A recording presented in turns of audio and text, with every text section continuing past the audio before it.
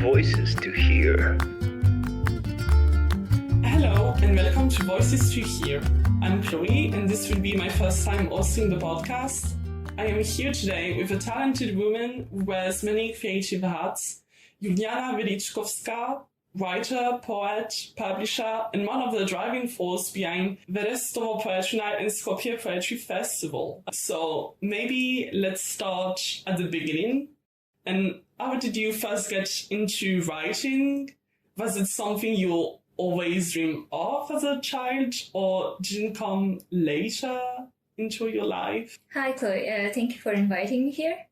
So to answer your question, writing and literature in general came quite later in my life. Not that late, but let's say at about an age of 10 or 11 years old. And it came through music. So basically there were some Macedonian rock music bands that published their albums. And when I heard the lyrics of their songs is when I fell in love with poetry.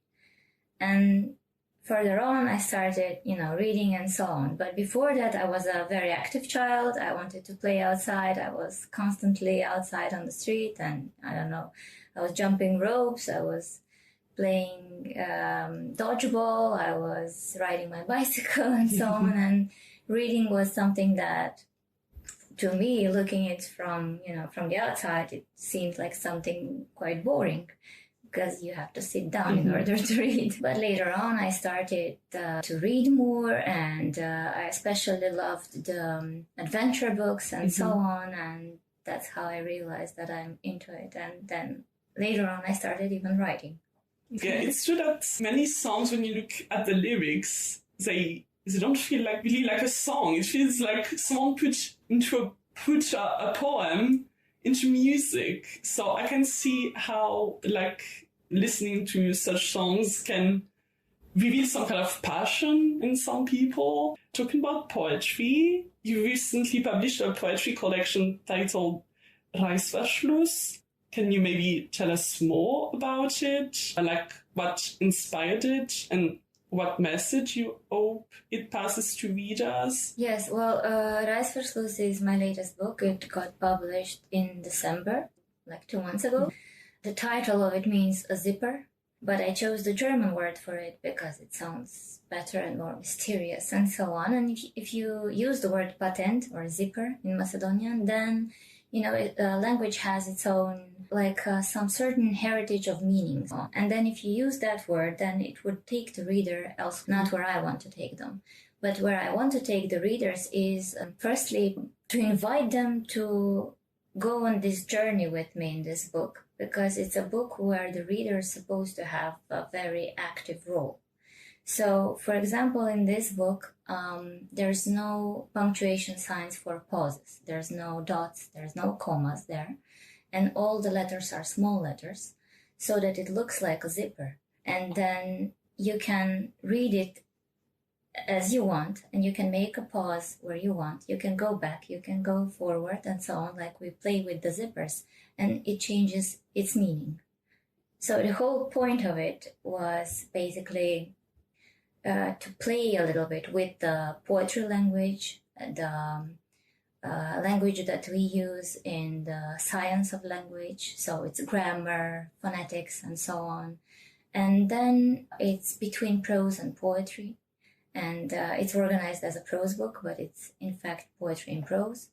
And then if you look at the topics in the book, they're divided in four sections, 4 cycles of poems. They're divided by the subjects of it, but basically in all of the poems, I speak about that line, that fine line as the zipper is, that has within itself the option to be open or closed, to connect or to disconnect. So it's how we feel about ourselves, how we feel about others, facing others, or how we feel when we travel, finding ourselves in another new space and new surroundings and so on.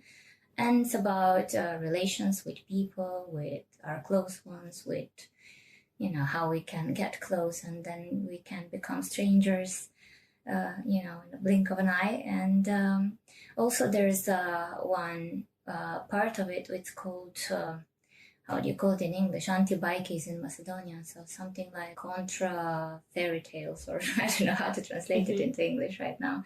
But basically it speaks about, let's say, Cinderella, and there is a echo from the mythology, and there is Enheduanna, the first known writer by name, and then there is Wendy from Peter Pan and other female characters that I have chosen to give them a voice in today's context, because I feel that the literature, the history and so on have made injustice to those women and to their voices and so on.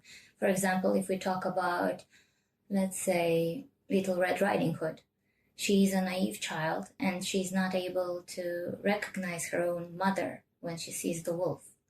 And I think that that's a message that maybe sometimes would have been a good message to young girls.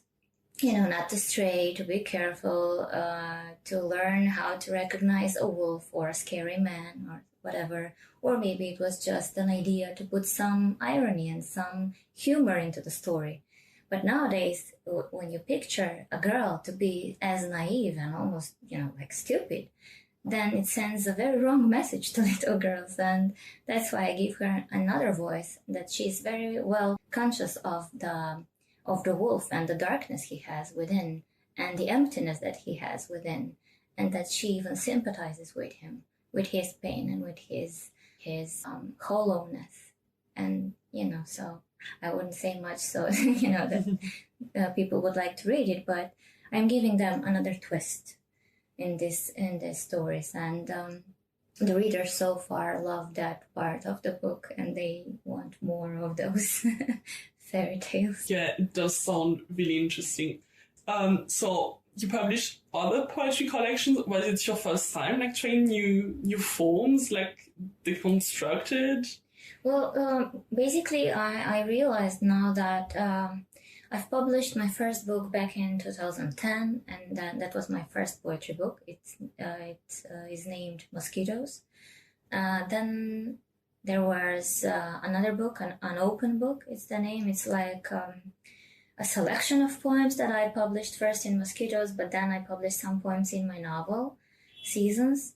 And then there were some new poems, so I put them all together in that selection, and my novel Seasons, as I mentioned. And I also have a children's book. It's named Vedra, or Joyful, if you translate the name, because it's important to translate the name, because the meaning of the story is exactly that.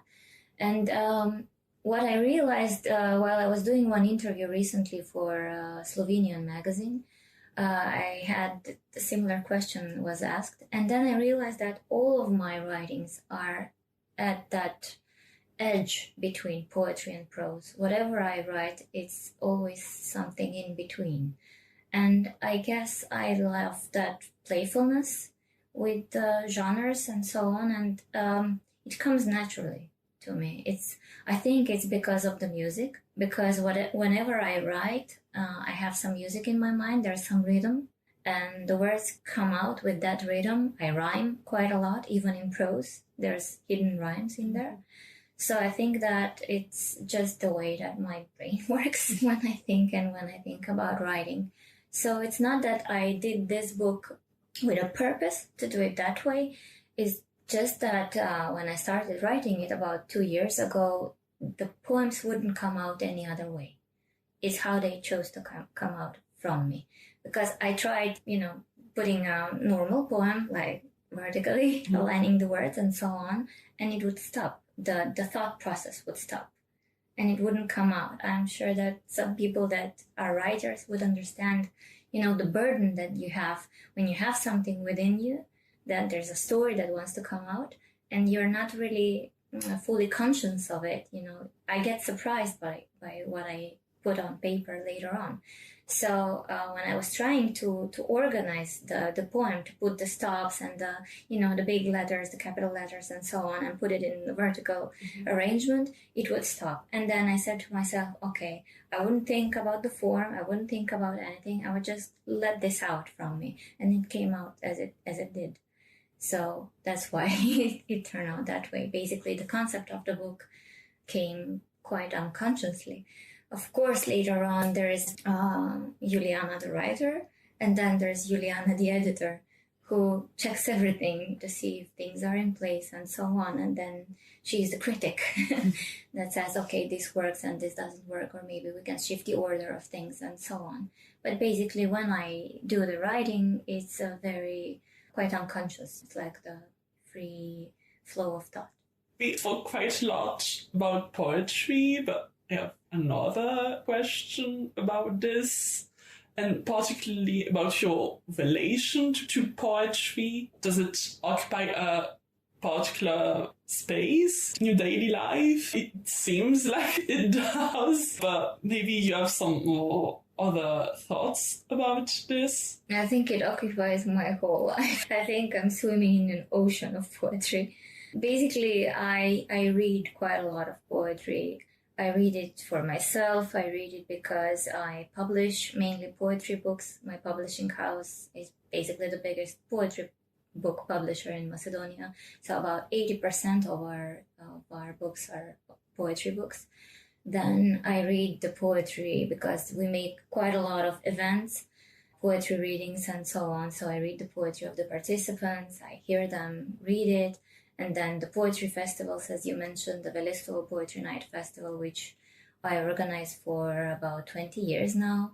And then the Skopje Poetry Festival, this year it would be the 5th edition. So there's quite a lot of poetry. And then there's music, as I said. So I always listen to music, and I love music with lyrics. I feel the connection with it. I think it's like, maybe I can say that poetry runs in my veins or whatever. But I love being in this field because poetry offers me it's the same world that we are in, and the poets are writing about it, but they all have different feelings and opinions about it and so on. And I love to know how everybody is looking at the same thing from a different angle. And when they put it in art form as poetry, then it brings, even when it's something painful, it brings you certain pleasure. Aristotle said that we find pleasure in pain with tragedies and so on. So we can find it in poetry and art in general. So I think I'm quite into this. Great. But I think, honestly, to have some kind of poetry disease, probably the best disease you could have. It's a disease where it's not really like a sickness. Yeah. Like, if it inspires you, then it works both ways, you can get inspired, or also it's very comforting to know that other people are going through the same things, and we live now in a society where we rarely find the people or the opportunity to speak openly about our feelings and so on, or our thoughts. Everything is, like on fast forward pace. So when you read poetry and when you discuss poetry, it's like the time can slow down a little bit, all the craziness that we are in. And then even if we discuss the wars that we live in or any crisis that the world is in right now, it somehow gives you comfort to know that you're not alone in this, and that, we are together in it. True. And how did the idea of organizing poetry festivals came to your mind? Well, I was invited to join the Velichkovska Poetry Night Festival back in, I think it was 2006 when I started volunteering there. And then I actually joined the team at 2009. Somehow it became very, very natural to me because the founder of it is now my father-in-law. I was dating his son, and I was studying literature, and so I was attending the events and so on, and I offered my help. And then as time went by, I started reading more about poetry, I started meeting people, and I just kind of, swam into this ocean, as I said earlier. And then I had that feeling that I have it in me, that I love working with these people, with the poets and the artists. We always have art exhibitions there and so on. Sometimes we have had theater plays and other art forms have been performed. It's a place that I love, and it's a place where I want to take the people that I love to see it, the view of Ohrid and the lake and so on. And it's just like some holiday for me, some place where you can go there and be and have friends and discuss poetry and so on. And it feels really, really nice. It feels like home. So after couple of years doing it there in Velestovo, I was discussing it with our friends that basically Skopje is the capital and most of the people in Macedonia live in Skopje, like half of the population is in Skopje and most of the writers are here. And that we have this big Struga Poetry Evenings Festival and the Velestovo is 36 old, but we don't have a festival in Skopje. Of that, any festival, poetry festival was missing. We had some prose festivals, literature festivals, but not a poetry one. And we just realized that we need it. And it was done. Because of it, I have a big team with me. Most of them are young poets, and they're also very much driven to do something about it, to give space to young poets where they can show what they're doing and to be heard and to be seen, and to meet other poets coming from abroad that are basically one of the best European voices right now that we have in poetry. So it's about making connections, it's about cultural exchange, it's about literary exchange and so on, and it's something that gives meaning to all of us. As you already mentioned, you're also a publisher, so that's quite a bold step to have your own publishing house. When and why did you decide to take on that challenge? It is a bold step or a crazy step. When I think back on it, it's just quite insane that I had my first job. It was in an IT company, and then at some point I decided I want to have my own company, and what do I know? I know books, and then I decided, okay, I will start a publishing house, and I even had a bookshop in Skopje. Well, it was after the world economic crisis that was back in 2007 and 8, but in Macedonia everything is late, even the crisis.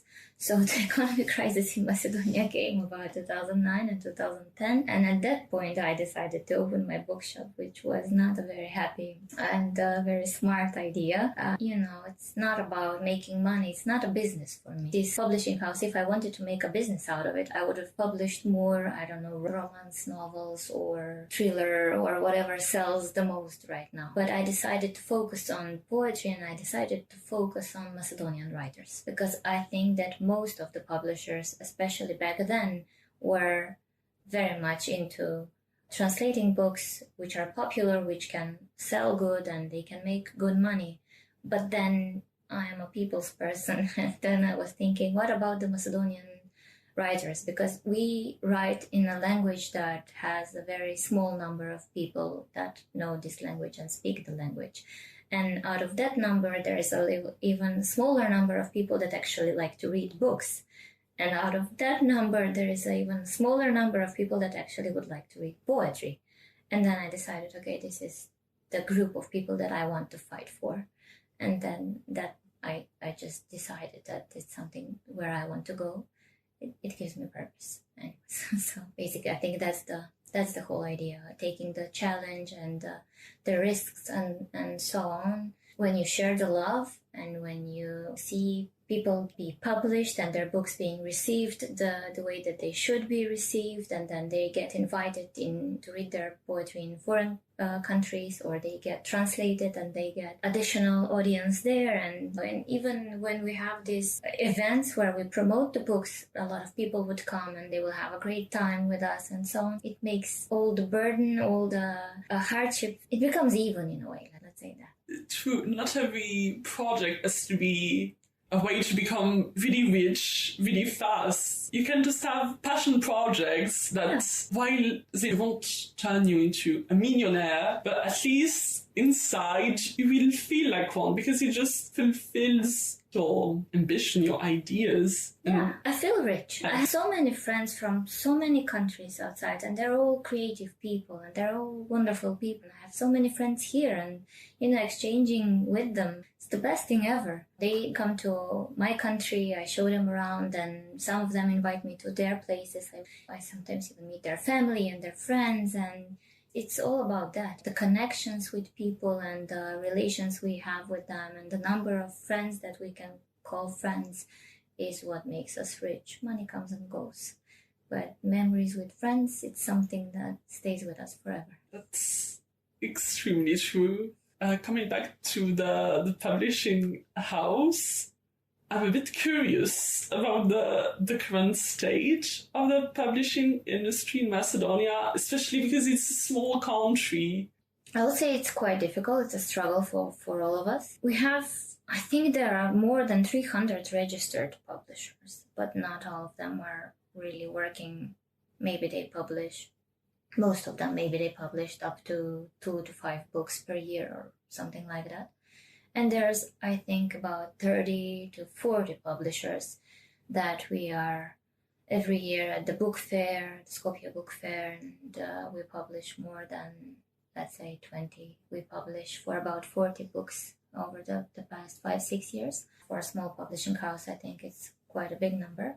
And it's quite hard, and it's a struggle for everyone. And then I understand my colleagues that in order to survive, in order to have a chain of bookshops, in order to have a number of employees and so on, that you have to have a budget for publishing popular books in order to make money, and then to have hopefully a budget for Macedonian writers to support them and their books and so on, and probably a budget for marketing so that these books, the Macedonian books, could be translated abroad. But I think that things, even if we are a small country with a small number of speakers, we can do better, much better, if we have the institutions help.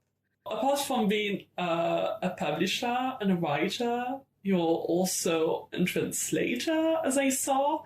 And as someone who is considering translation as a career, I have some questions about this field for you. So first, how did you start your career as a translator? And now with AI, do you think the profession is in danger of disappearing? And maybe you would have some advice for someone who would like to be a translator in this current age? Well, I started translating because I kept meeting interesting people and poets at the poetry festivals that I attended abroad. And then I would fall in love with what they're writing, and then I would think of a way to give them a voice into Macedonian. And I translate from English and from Serbian, Croatian, Montenegrin, Bosnian, the languages of the ex-Yugoslavian countries, and Russian as well. I studied Russian in faculty, and most of the books that I've translated, it's about 35 books by now, I think. Some of them are novels and short stories, but most of them are poetry books. And it's just my passion, it's just, I love doing it. And even when I hear them speak, when they are reading their poetry at the events that I'm participating, I would translate it in my mind into Macedonian. It's like Macedonian is the language where I can fully understand poetry. And then when something is great, it's like sharing. I feel like if I meet a wonderful poet, that I like to share it with my friends here.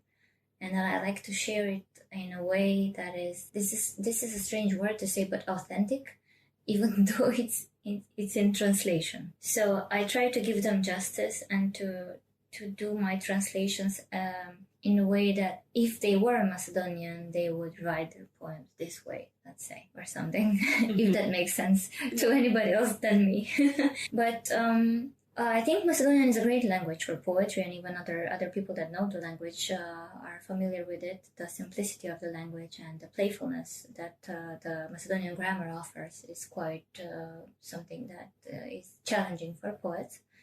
And I like the rhythm of it, the sound of it, the music of it, and so on. Yes, right now I think with the AI tools, translation is endangered as a profession. And I just read recently that there is a huge Dutch publisher that plans on translating books with using AI into English. And they say, as if it's okay, that it's just popular fiction. So if I'm a Dutch writer, even if I write popular fiction, which people should respect it anyways, I would be offended having AI tools to translate my work into another language, because as writers we know how much time we spend and how much an effort is put there to make our own style. It's the style, it's the craft that we all have as writers that separates us from all other writers. And then if you don't have a crafty enough and well-read translator on the other side, then that translation wouldn't be, translated proper. It wouldn't be translated properly, and I'm sure that the text would lose quite a lot of its meanings. And it's when you're a translator, you're faced with so many synonyms, and choosing the exact word with the meaning that it has, which is not written, which leaves like an aftertaste. That's the craft that you need to have. And as an advice to translators, I would say that they need to read quite a lot. And it's the same advice for writers, because translating for me is very, very much similar to writing. It's just a nuance there. When you make up the story and when the story is already made up, but then when you put it into your own language, you have to have the craft of a writer to be a good literary translator. Yeah, that's quite true. I mean, just impossible to think that just a computer, an algorithm, would have the mind to search for every single synonym that could fit in the context and be like, okay, in this part, let's put this one. The algorithm, it doesn't read novels like human being. It doesn't feel the words like some words. It has like some kind of sentiment attached to it. The algorithm, it doesn't have emotions like human beings. So it's insane. Exactly, and that's very important for poetry, especially when you use so few words to say the exact thing that you are trying to say. And if you put, let's say there's writers that would write as contemporary writer, and it has to be contemporary language. But if you translate it, and I've seen this even in some older translations that we have from contemporary poets into Macedonian. But then the Macedonian translator decided to put an ancient word there, a word from the folklore. And that doesn't match, because the original is not putting words from folklore or older words. Language has its own context in time. And then there's some words that if you use them in a different time setting, it looks like a mistake, even though it has seemingly the same meaning, but it feels like a mistake when you're reading it. And what is important for a reader is when you are a writer or a translator, you have to be able to give a story or to give the poem to the reader, and they need to be in it, and they shouldn't feel like there's a bump there on the road or whatever, and it makes them conscious again about where they are. For example, the book, when you're reading it, you enter the world of it. And then if there's something there that pulls you out from the book and reminds you that you're here and you're just holding a book and reading it, that's like some mistake in a movie when you see, I don't know, actors wearing watches in ancient Greece.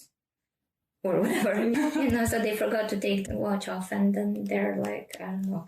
So it feels like a mistake, and it's not a good thing to do that for the reader. You need to keep them engaged. You need to keep them from the first page until the last one to be engaged in the world that the book offers. Yes. So we've already mentioned technology, speaking about AI, but now I have some kind of other question kind of has to do with technology. So with technology and social media reshaping how we consume content, what's your take on the new generation of readers? Are they still as engaged with literature and poetry as previous generations, in your opinion? I think it's changing and it's evolving and so on. And then we can all see that we're all busy people. Writers are busy people, readers are busy people, and we travel quite a lot and we live in a very fast pace. And that's why I think literature is changing and it becomes shorter in a way. The short forms are more popular now. The long novels, not so much as it used to be, because back then people had time to read. And they didn't, it's not just having the time to read, it's the choices we make. we do have people that read now, and young people and so on, and they would read the long novels and so on, but they would choose not to watch a TV series or a film or something else, or just scroll on their phone on social media or whatever. There's quite a lot of other options for entertainment, and a person needs to choose literature to be entertained with, and then they would go for it. So I think back in the days there was fewer options for it. Now it's more accessible, but I think that it comes natural and that it's evolving, and I'm not, like, I wouldn't say that I'm against it or whatever. It's just as it is, and we as writers and publishers need to find a way to reach our readers and to make books that would make the reader decide that that is the way that they want to spend their free time. If they have a choice, whether I would watch this TV show, or I would watch this movie, or I will go to a cinema, or I will just scroll on Instagram or whatever, or am I engaged enough to read this book, or we need to do a little bit more marketing, I guess, for that. But I think that the people still love literature and still discuss it. In my circles, it's a natural thing. I don't think there were, back in the days, I think it was about in the start of this century, people would say that digital books or ebooks would destroy the book market, and then people will stop reading and so on. I don't think that's happening. People still read. It's just what they read, and that's choices that people are making. Yeah, that's quite true. Especially about having now so many options to choose from, because I remember when I was a kid, I would really read a lot. As a kid, you don't, apart from playing, watching some cartoon and reading, if you're into this, don't have much choice. But now I have so many options and things I need to do. Sometimes it's not really complicated, because I still find the time when I really want to. Sometimes, like, no, now it's reading time. But you really have to think about how to use your time properly to be able to do everything that you want to do as a hobby. It can be a hobby, it can be a profession, it can be even something. You can have different types of professions and hobbies, but reading is something that can give people, they can have a better vocabulary, and they can express themselves better. So even if you're just a manager of some company, or just, you have some craft and you sell some products, you need to know how to speak to people, and how to sell your product, or how to communicate with people and so on. And literature is giving you all that. It's also giving you some knowledge and crafts, not just enjoyment. And you don't need to see it as just as a hobby or something to spend your free time with, but while reading a book. But definitely, I think it's about making decisions and being aware of it, what you get out of reading and books. And I think as society, we need to make that option available for children, and to share that with them in a way that they can see that it is exciting to read, and all the goodness that you get from books. Because I've spoken about this in some conversations that we have had with people from literature and so on, and they would say young children are not reading today, they don't want to read books or whatever. I asked them, okay, if you're a parent, have your child seen you while you're reading a book? And they would go, oh no, I sometimes read when they're asleep, or I sometimes read when I'm away or traveling. And I say to them, it's like kids copy us. They see what we do and they want to do what we do. And if they see you reading, they would definitely want to do what you're doing, especially at a very early age. And that is the age when it's important for them to see and to realize how fun it can be, and all the stories. And we have some gorgeous children's books now with illustrations and so on that are very fun for kids. They improve their fantasies and whatever. So I think it's just something that we should be more conscious about and do more. Yeah, that was such an interesting conversation. So, Julijana, thank you so much for joining us today. Thank you everyone for listening to our podcast. We hope you, our listeners, learned something new today about Macedonian literature and translation. And don't forget to join us next time on Voices to Hear podcast. Voices to Hear.